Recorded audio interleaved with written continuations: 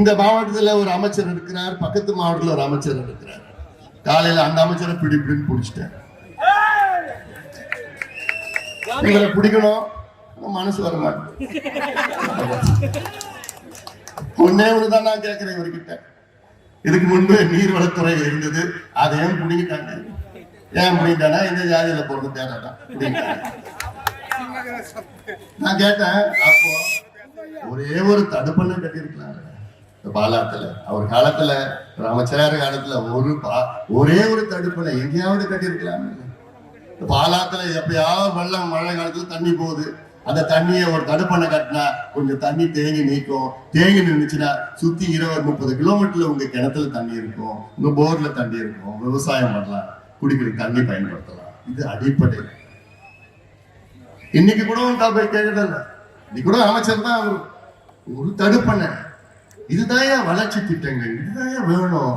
நீங்க கொடுக்கிற உங்களுடன் ஸ்டாலின், அவர்களுடன் ஸ்டாலின், இவர்களுடன் ஸ்டாலின், இந்த ஏமாத்து வேலை, டக்கால்ட்டி வேலை எல்லாம் வேண்டாம். யாரை ஏமாத்திட்டு இருக்கீங்க? பிள்ளைங்களுக்கு படிப்பு கொடுங்க, வேலையை கொடுங்க, சுயமரியாதை வாழணும். நாங்க எவ்வளவு காலமா அடிமையா இருப்போம்?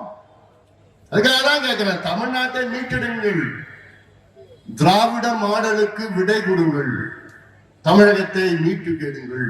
திராவிட மாடலுக்கு விடை கொடுக்கணும், திராவிட ஆட்சிக்கு விடை கொடுக்கணும், திமுக ஆட்சிக்கு விடை கொடுக்கணும். போதும்.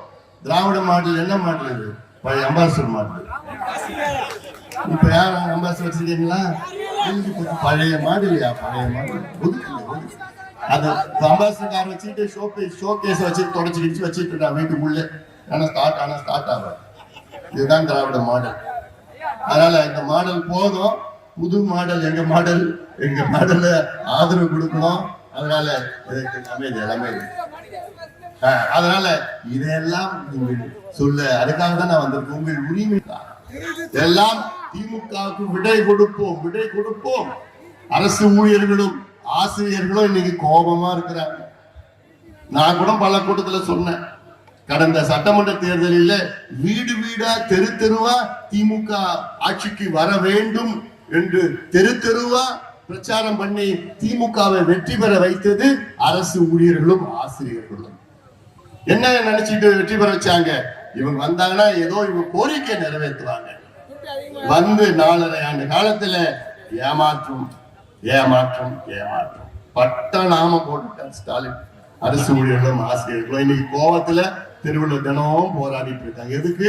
எங்களுக்கு பழைய ஓய்வூதியத்தை கொடுங்கய்யா, பழைய பென்ஷனை கொடுங்கய்யா. சில பேர் எங்களுக்கு பென்ஷனை கொடுங்க, பழசு கூட இல்ல, இருக்கிற பென்ஷனை கொடுங்க. 44,000 பேர் ரிட்டையர் ஆகி ஒரே ஒரு பைசா கூட அவங்களுக்கு போல. 40 வருஷம் 30 வருஷம் வேலை செஞ்சு பென்ஷனை கேட்டா இப்ப இல்ல, ஏதோ கொடுக்கணும். அவங்களால கல்யாணம் பண்ண முடியல, எதுவும் பண்ண முடியல, ஏதோ ஒரு கனவுல இருந்தாங்க. சரி, ரிட்டையர் ஆகணும்னா ஒரு பல்கா வரும், அது என் பொண்ணுக்கு ஏதோ பேத்தி கல்யாணம் பண்றதோ இல்ல வீடு வாங்குறதோ ஏதாவது. அந்த பணமும் இல்லை. பட்ட நாமம் போட்டு விட்டு இந்த திமுக ஆட்சி கொடுங்கோல் ஆட்சி. இந்த திமுக ஆட்சி வருவதற்கு முன்பு தமிழ்நாட்டினுடைய மொத்தம் கடன் 4,54,000 கோடி.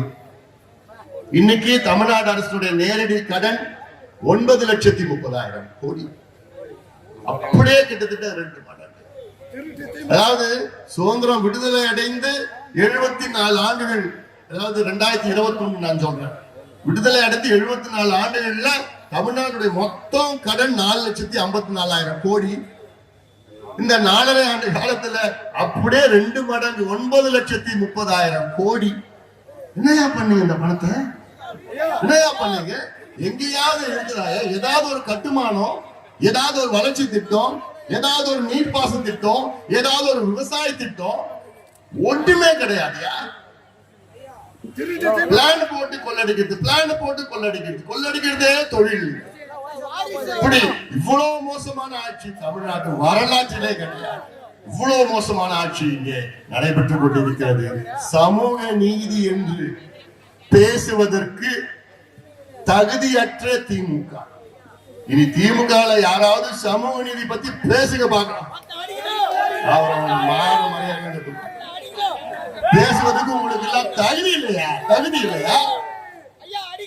சமூக நீதியினுடைய விரோதிகள் திமுக.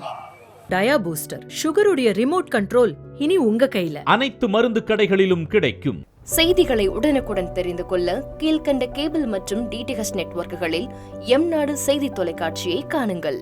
பாதகம் செய்பவரை கண்டால் நாம் பயம் கொள்ளலாகாது பாப்பா. மோதி மிதித்து விடு பாப்பா, அவர் முகத்தில் உமிழ்ந்து விடு பாப்பா.